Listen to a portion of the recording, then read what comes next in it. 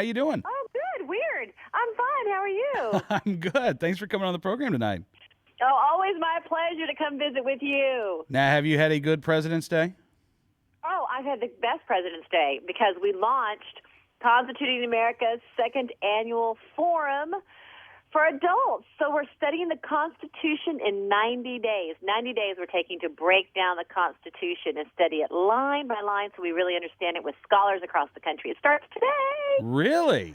Mm-hmm. Very exciting. All right, so this is not looking at the Federalist Papers. This is actually looking at the Constitution itself. Yes.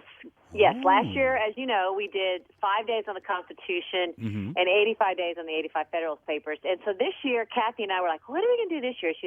We're co-chairs of the foundation. And I was like, let's just go back to the Constitution because there's still so much I would love to understand. So it's been broken down into 90 segments, which is so much easier than the Federalist Papers, really, because last year you had to read 4 or 5 or 6 pages of the Federalist Papers, which is heavy-duty reading. Oh, yeah. But now, you just read a few lines, and you can even read them on our website. And then the scholar, a wonderful professor, constitutional scholar, who's dedicating their time for the generosity of their heart. We have a wonderful essay talking about that particular segment, and then we can all blog about it. So, I don't know, man. These are the things that just get me really excited about life.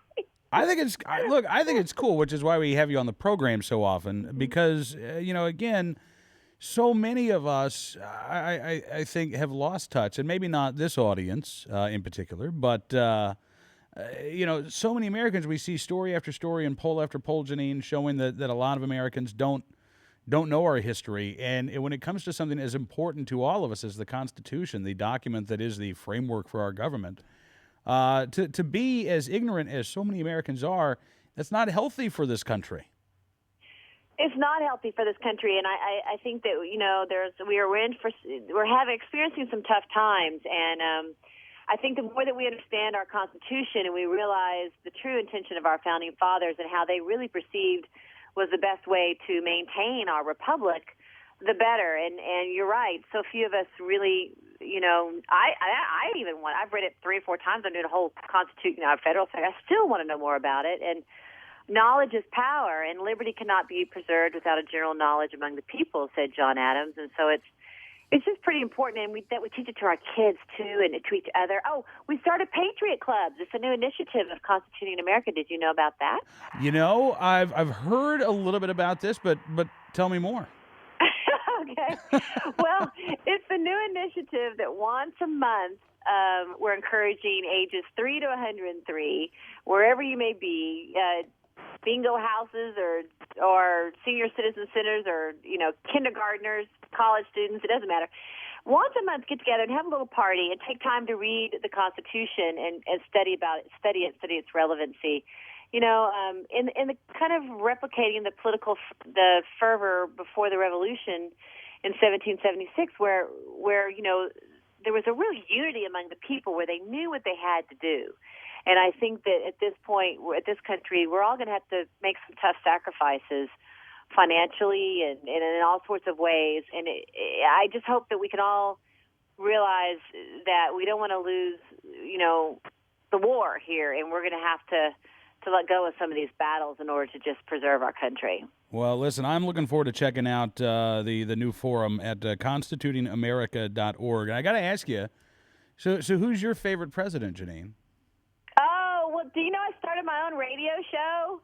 I have heard this, yes. Yes, it's internet radio. And so I had President Madison on yesterday, and then I'm going to have President Washington on tomorrow.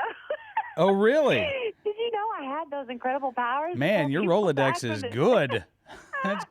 That's amazing.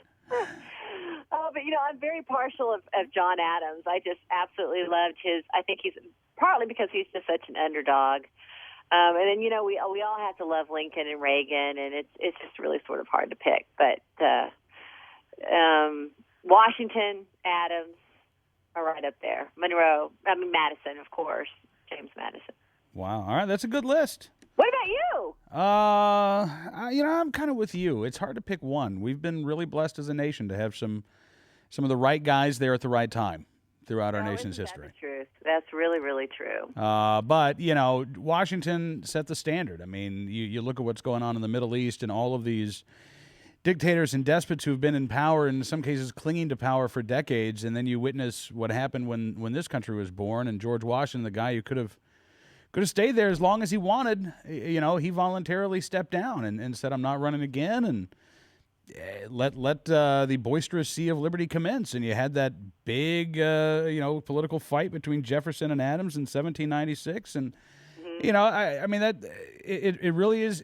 It's easy for us, I think, to take that for granted, that that's how this nation started, until you're reminded that that's the exception. That's not usually the rule. No, it's not. And, when John Adams took over for George Washington, that was amazing, everybody, the transfer of power, but more especially between Adams and Jefferson, because they were so diametrically opposed in their views of the country. And that could have been a contest, for sort of a revolt, or things could have really frayed at that point. And the fact that Adams, even though he left town early, you know what I mean? But right. The fact that Adams could just ride off into the sunset, and that Jefferson could come in when they were fierce opponents, it's even a greater testimony almost than the first transfer of power. And it's just something I just marvel. I marvel at the fact that we won the Revolutionary War, but that we managed to come up with this Constitution, the first written Constitution, that has sort of set the bar for the country. And then even the War of 1812, we could have easily lost that one. So I attribute it to the genius of the people and the true grit and the integrity and the determination of the American people, and I just hope we can pull it together to get ourselves through the next couple of years and get our budget in order, Yeah, me too. Well, Janine, as always, I'm glad you could join us on the program tonight. ConstitutingAmerica.org is the website. Folks can check out the brand new reading forum, Analyzing the Constitution. They can listen to your radio show. What time does your radio show usually go up? Well, right now it's a homespun radio show. I'm actually editing it myself. I'm doing the whole thing myself. It's on JanineTurner.com. If you go to my website, it's there. All right. And is it up every day? Yep, I get one out every day. Wow, that's awesome. Yeah, well, most every day. 4 out of 5, but yep, this week I'll have 5, so it's fun. Very cool. Well, Janine, thanks so much again, and I look forward to talking to you again soon. Oh, thank you. Always great talking with you.